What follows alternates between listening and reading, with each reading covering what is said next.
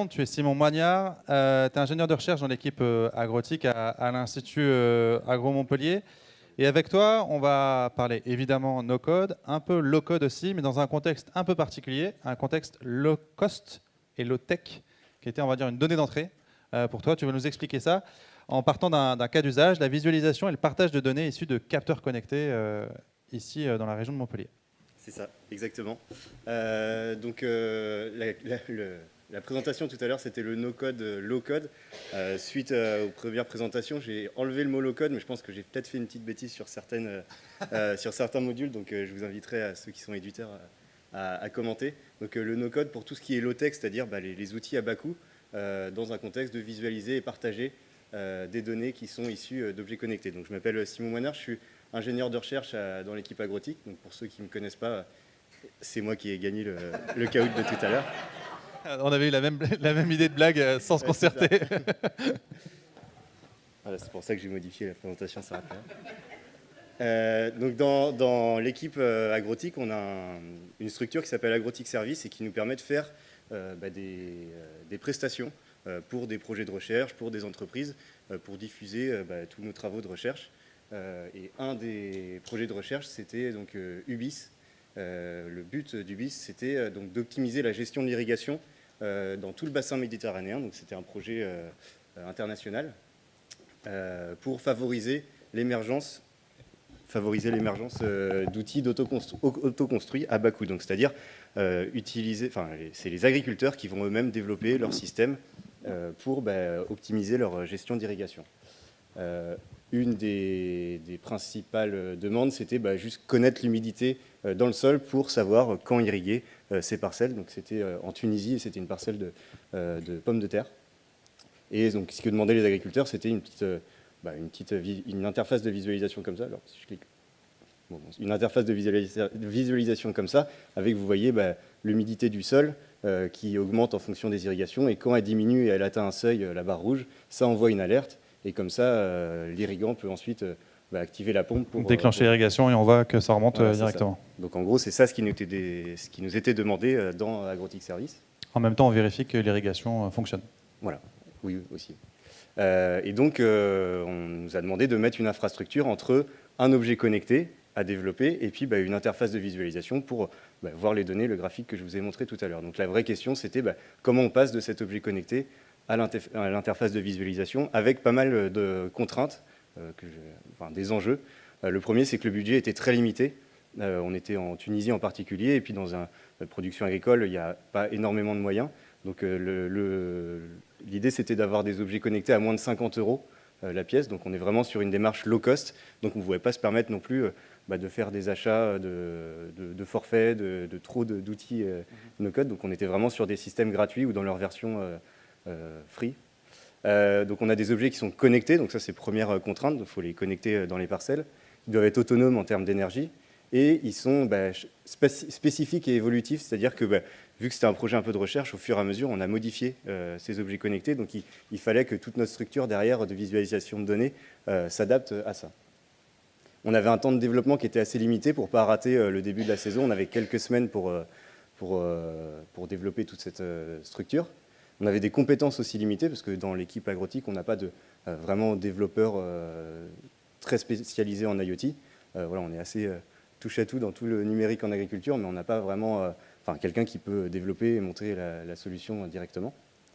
Et puis on avait une petite question aussi sur la propriété des données. On aurait bien aimé récupérer les données par nous-mêmes, ne pas les avoir hébergées quelque part ailleurs. Donc voilà, avec tous ces enjeux, quelle infrastructure on a mis en place? Déjà, on s'est dit pour visualiser les données sur Internet en ligne, il faut forcément qu'elles soient quelque part. Donc on dit sur web, sur Internet, sur le cloud.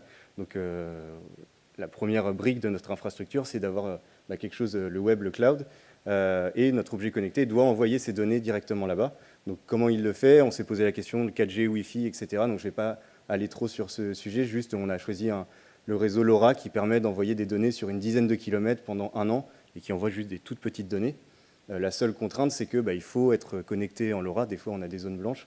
Et donc, on a décidé de mettre nous-mêmes notre propre antenne LoRa pour être propriétaire un petit peu de notre petit réseau. Et donc, on a mis une antenne LoRa sur le toit du bâtiment qui est reliée à une box Internet. Et donc voilà l'infrastructure qu'on a dû mettre en place pour ce projet. Je ne vais pas m'attarder très longtemps sur ça, sur comment on a mis l'antenne et comment on l'a lié vers le web. Juste pour vous dire, on a utilisé quelque chose qui s'appelle The Things Network. Et en gros, on a acheté une antenne sur Internet. On aurait pu la construire nous-mêmes, mais on l'a achetée. Il y a un code, on la branche sur Internet et puis on peut visualiser les données qui arrivent directement sur le cloud.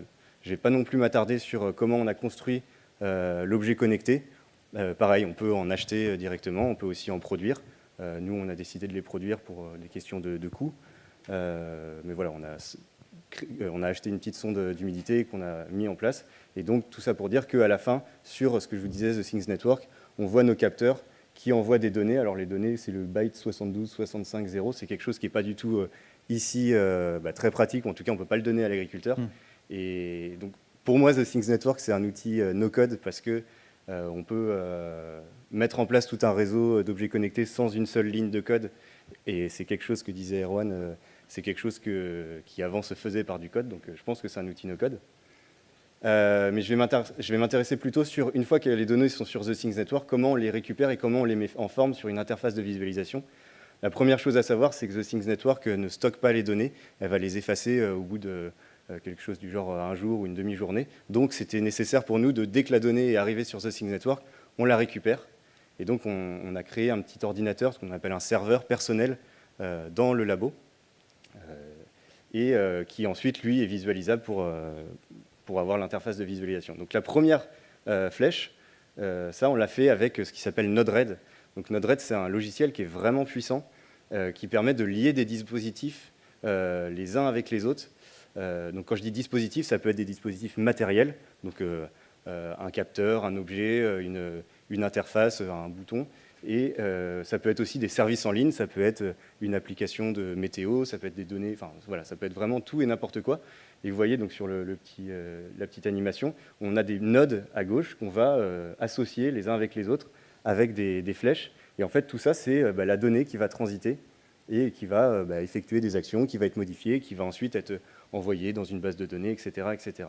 Donc Node-RED, c'est quelque chose qui est gratuit, qui est open source et qui est libre. Vous pouvez, depuis votre ordinateur, l'installer. Et donc, vous avez juste à cliquer-glisser, ce qu'on appelle le code block. On a juste à cliquer-glisser des outils. Juste avant, il faut quand même, j'imagine que ces code blocks, je les paramètre.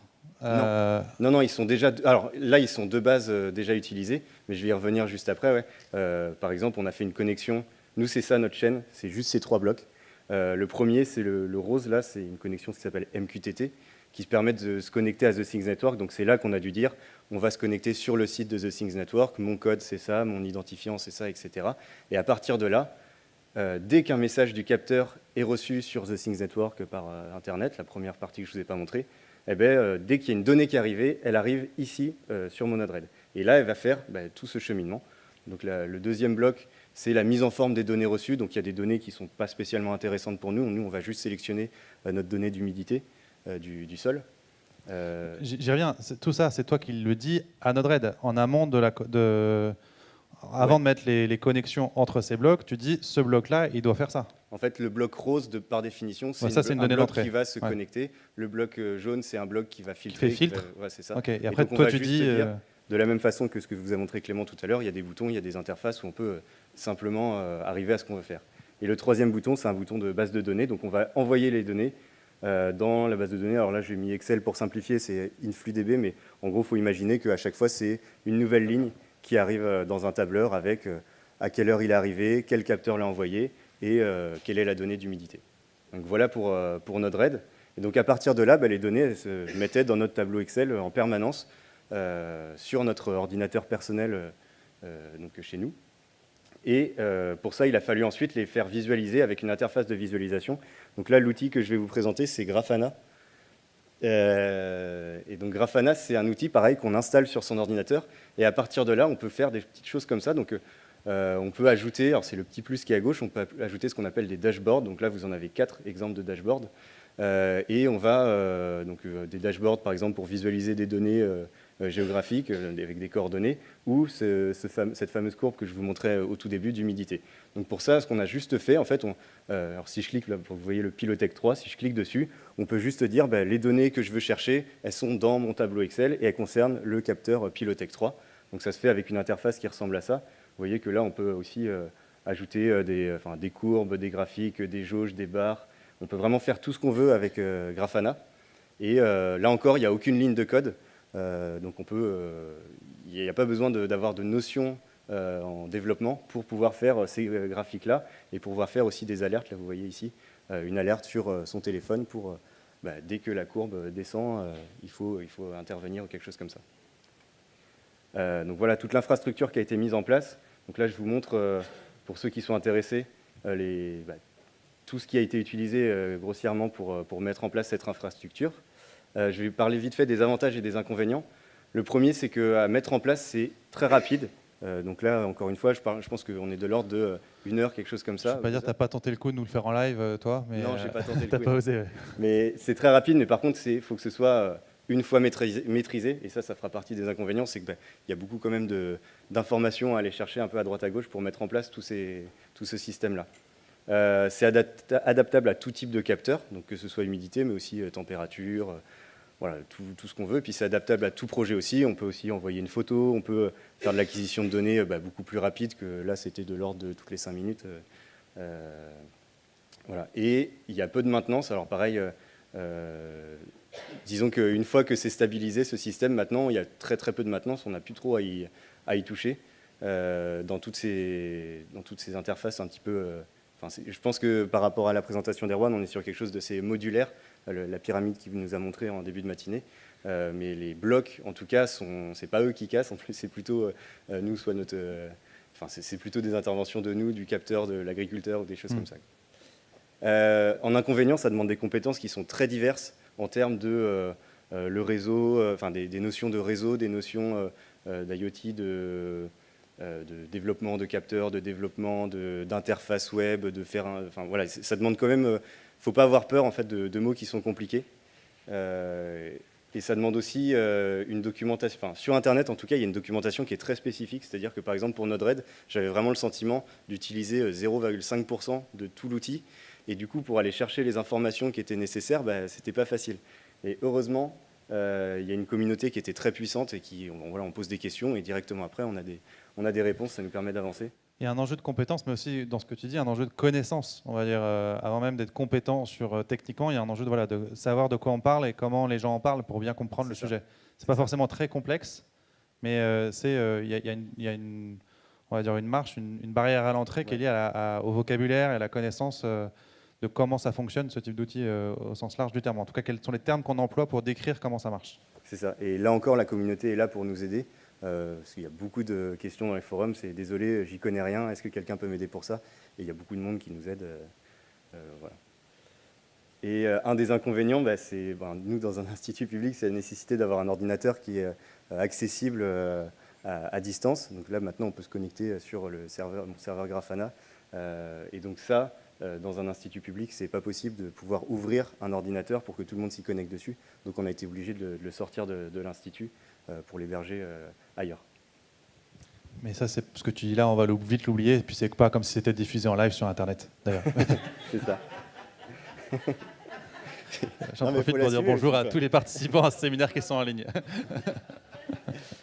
Voilà. Et alors, ce qu'on s'est dit, c'est que pour ceux qui le veulent, voilà, toute cette chaîne, on a pris un petit peu de temps pour la mettre en place, mais on commence à proposer des tutoriels pour justement développer soi-même son système, toute cette chaîne de A à Z, des tutoriels et des formations continues. Donc la première formation continue, c'est pour développer soi-même son petit capteur, son petit objet connecté. Une deuxième formation continue qui propose de, justement, une fois qu'on a son objet connecté, envoyer la donnée sur The Things Network et la récupérer sur Grafana. Toutes ces solutions sont gratuites. Et donc, du coup, cette deuxième formation permet d'arriver à ce que je viens de vous montrer, moyennant quand même d'avoir toute cette petite patate là qui est quand même un peu plus compliquée, d'avoir ce que je vous disais, un ordinateur en mode serveur personnel. C'est pour ça que on met à disposition, nous, dans l'équipe Agrotique, gratuitement notre serveur qu'on a mis en place. Vous pouvez l'utiliser librement, sans problème. Alors, avec des questions de sécurité de données qui sont très limitées pour nous. Disons que ce n'est pas des données qui sont confidentielles ou hautement protégées. Là, nous, c'est juste pour faciliter... faire peut-être des tests ou utiliser un capteur dans une exploitation pour un usage très personnel. Ça peut être adapté, mais on comprend du coup, au regard de ce que tu viens de nous décrire, que cette brique jaune notamment, tu l'as développée à partir d'un outil no-code, peut-être un peu low-code, mais surtout no-code, et que maintenant ça devient une brique no-code que tu mets à disposition là aussi auprès de tiers. Donc là aussi, on retrouve cette mise en abîme, hein, le no-code pour faire du no-code. C'est du no-codeception. En gros, c'est exactement ça. Quand on a mis en place des blocs et maintenant, on essaye de participer un petit peu à ça, où n'importe qui peut l'utiliser, mais tout en laissant aussi la porte à ceux qui veulent le récupérer. Moi, à titre personnel, je pense que ça peut être intéressant que, par exemple, les chambres d'agriculture ou des structures de conseil puissent potentiellement héberger ça pour leurs agriculteurs qui n'ont pas à développer cette solution. Ça pourrait être une idée. Mais bon. Avec tout un enjeu de garantie, de maintenance, exactement. etc., que là, vous n'êtes peut-être pas en mesure d'apporter. Mais en tout cas, voilà, en disant pour des premiers essais ou des premiers usages, il y a là une solution potentiellement disponible. Je mets juste le nom de Basile, mon collègue, qui est responsable de la formation continue. Et je le remets ici aussi. Et du coup, en vous remerciant, je voulais juste vous présenter un projet qui justement sert à favoriser, à diffuser tous ces tutoriels avec le site, donc le mobilab.agrotic.org. Le Mobilab, c'est ce camion un petit peu c'est pas sorcier de Fred et Jamy qui est rempli de plein de capteurs, plein de petits systèmes pour diffuser les nouvelles technologies au terme d'animation. Et puis pour ensuite, avec ces animations, identifier des besoins des agriculteurs pour les développer, les transformer en tutoriels. Et donc c'est ces tutoriels qu'on met à disposition sur le Mobilab, sur le site du Mobilab. Donc une caméra connectée pour faire une timelapse pour visualiser l'évolution de ces vignes, des capteurs flotteurs pour voir le niveau d'eau dans ces parcelles, juste actionner une pompe à distance ou mesurer des indices de végétation, etc. Tout ça, là peut-être on sort un petit peu du no-code, mais c'est en tout cas on reste dans le low-tech. Voilà, ça. En tout cas, on revient un peu sur ce que disait tout à l'heure Louis, sur la capacité des agriculteurs à avoir leurs propres outils bidouillés avec un appui d'un institut agronomique comme Supagro, enfin Institut Agro Montpellier. C'est ça, ouais, nous on essaye, on est convaincus qu'il va y avoir un penchant en tout cas dans l'agriculture et le low-tech en tout cas en agriculture, donc on essaye de l'accompagner et de voir comment ça évolue. Merci à tous. Merci à toi, bravo pour cette présentation.